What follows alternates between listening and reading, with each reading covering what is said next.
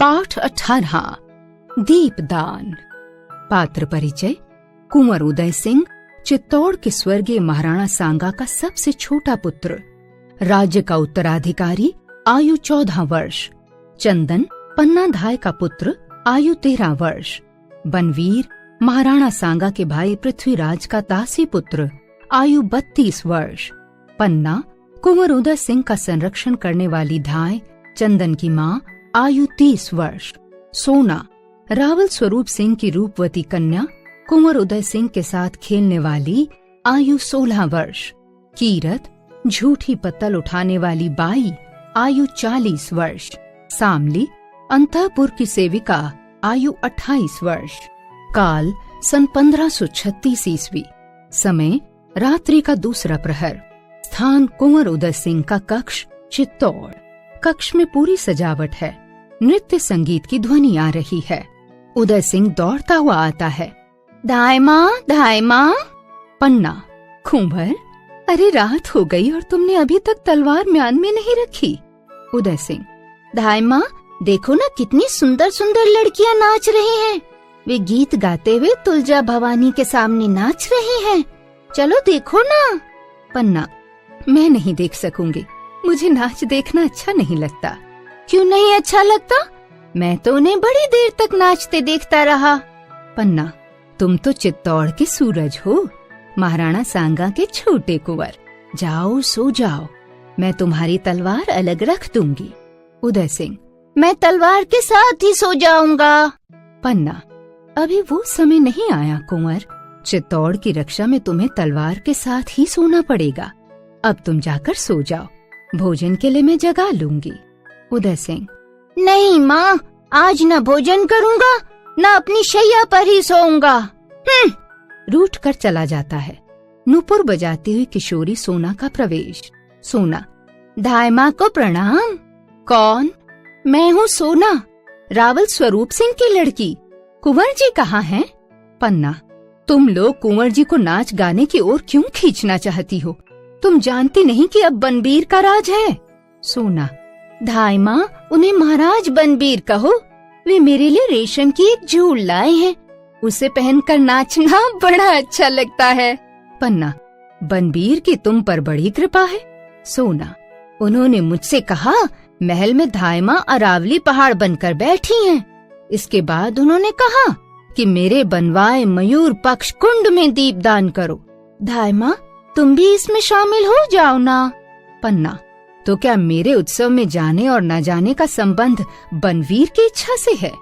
आप नहीं तो कुंवर को ही भेज दो। पन्ना, कैसे भेज दूं? महाराणा सांगा के वंश के एक वही तो उजाले हैं। महाराणा रतन सिंह 3 वर्ष राज करके ही सूर्यलोक को चले गए। विक्रमादित्य भी बनवीर की कूटनीति से अधिक दिनों तक। धाय माँ, तुम तो विद्रोह की बातें करती हो। हाँ, जाती है। तभी चंदन का प्रवेश। माँ, कुंवर कहाँ हैं? पन्ना, वे रूठ कर सो गए हैं। क्या उन्होंने भोजन कर लिया? नहीं, तुम भोजन कर लो, मैं थोड़ी देर बाद उन्हें भी भोजन करा दूंगी। मुझे अकेले भोजन करना अच्छा नहीं लगता। चंदन का प्रस्थान। तभी शीघ्रता से सामली का प्रवेश होता है। सामली चीखती हुई, धाय माँ। पन्ना, कौन? सामली। धाय माँ, कुंवर कहाँ हैं? उनका जीवन संकट में है। ये तुम क्या कह रही हो? तुलजा भवानी कुंवर की रक्षा करे, महाराणा विक्रमादित्य की हत्या हो गई है।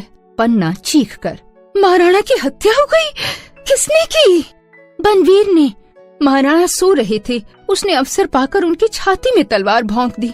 पन्ना, आज कुछ समय रास रंग की बात सुनकर मेरे मन में भी आशंका हुई थी, इसीलिए मैंने कुंवर जी को वहाँ जाने से रोक दिया था। सामली, इसीलिए मैं दौड़ी हुई आई हूँ धाय माँ।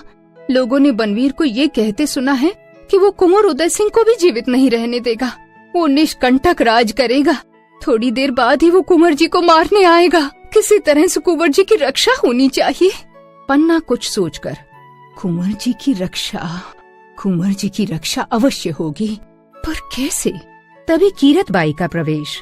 कीरत, अन्नदाता कीरत बाई है, धाय माँ के चरण लागो। पन्ना, सामली, तुम बाहर जाकर देखो सिपाही कहाँ कहाँ खड़े हैं और कितने सिपाही हैं। सामली का प्रस्थान। कीरत, तुम कुंवर जी को बहुत प्यार करते हो। कीरत, ये भी कोई बताने की बात है?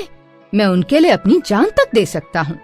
तो वो अवसर आ गया है कीरत, कुंवर जी को बचाने का अवसर। कीरत, हुक्म दे अन्नदाता। पन्ना, अच्छा तो सुनो, तुम बाई हो, तुम्हें बाहर जाने से कोई नहीं रोकेगा। तुम अपनी टोकरी में कुंवर जी को लिटाकर ऊपर से गीली पत्तलें डालकर महल से बाहर निकल जाओ। कीरत, बहुत अच्छा, मेरी टोकरी काफी बड़ी है, उसमें कुंवर जी आसानी से सो जाएंगे। पन्ना, तुम कुंवर जी को लेकर बेरिस नदी के किनारे मिलना, वहाँ जहाँ शमशान है। कीरत, ठीक है अन्नदाता, मैं धन्य हुआ जो आपने मुझे कुंवर जी की रक्षा का भार सौंपा। तो अब मैं चलूं? प्रस्थान। तभी सामली का प्रवेश। धाय माँ, महल को चारों ओर से सिपाहियों ने घेर लिया है, क्या कुंवर की रक्षा का प्रबंध हो गया?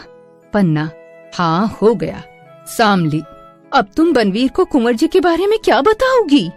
पन्ना सोचकर, मैं कुंवर जी की शैया पर अपनी आंखों के तारे चंदन को सुला दूंगी। सिसकियां, धाय माँ, ऐसा मत कहो, मैं ऐसा नहीं सुन सकूंगी। प्रस्थान। पन्ना चली गई, कहती है ऐसा मैं नहीं सुन सकूंगी, जो मुझे करना है वो सामली सुन भी न सकेगी। हे भवानी, तुमने मेरे हृदय को कैसा कर दिया। मुझे बल दो कि मैं राजवंश की रक्षा में अपना रक्त दे सकूं, मैं चित्तौड़ की सच्ची नारी बनूं। मैंने अपने लाल को ऐसी निद्रा में सुला दिया कि अब वो कभी नहीं उठेगा। मैंने अपने फूल से बच्चे को अंगारों की सेज पर सुला दिया है। तभी कोलाहल होता है, हाथ में तलवार लिए बनवीर आता है। बनवीर कहता है, पन्ना। तो पन्ना कहती है, महाराज बनवीर, ये तलवार म्यान में रख लो महाराज। क्या तुम्हें भय लगता है पन्ना? चित्तौड़ में तलवार से किसी को भय नहीं लगता। महाराणा विक्रमादित्य ने भी इसी तलवार से रक्त की नदी पार कर ली है। पन्ना कहती है, ओह हत्यारा बनवीर। हत्यारा बनवीर कहने वाले की जीभ काट ली जाएगी। तो पन्ना कहती है, तो लो मेरी जीभ काट लो और यहाँ से चले जाओ। बनवीर कहता है, चुप रह दाय, कहाँ है उदय सिंह? पन्ना कहती है, तुम तो उदय सिंह के संरक्षक हो, रक्षा के बदले क्या तुम उसकी हत्या करोगे? नहीं नहीं, ये नहीं हो सकता। दूर हट दासी, उदय सिंह की हत्या ही मेरे राज सिंहासन की सीढ़ी है। जब तक वो जीवित है तब तक राज सिंहासन मेरा नहीं होगा। तू मेरे सामने से हट जा। पन्ना कहती है, नहीं हटूंगी, मैं अपने कुंवर की शैया से दूर नहीं हटूंगी। बनवीर कहता है, अच्छा, उदय सिंह को सुला दिया है जिससे उसे मरने का कष्ट ना हो, उसका मुख भी ढक दिया है। वाह री धाय माँ, बालक के मरने पर भी ममता का ध्यान रखती है। शैया से दूर हट पन्ना, मैं उसे चिर निद्रा में सुला दूंगा। पन्ना कहती है, अबोध सोते हुए बालक पर वार करते हुए तेरी आत्मा तुझे नहीं धिक्कारती पापी? बनवीर शैया के समीप जाकर कहता है, यही है मेरे मार्ग का कंटक। आज मेरे नगर में स्त्रियों ने दीप दान किया है, मैं भी यमराज को इस दीपक का दान करूंगा। यमराज, लो इस दीपक को, ये मेरा दीपदान है। बनवीर अपनी तलवार का वार बालक पर करता है। वो कुंवर के स्थान पर सोए चंदन को मार डालता है। पन्ना जोर से चीखकर मूर्छित हो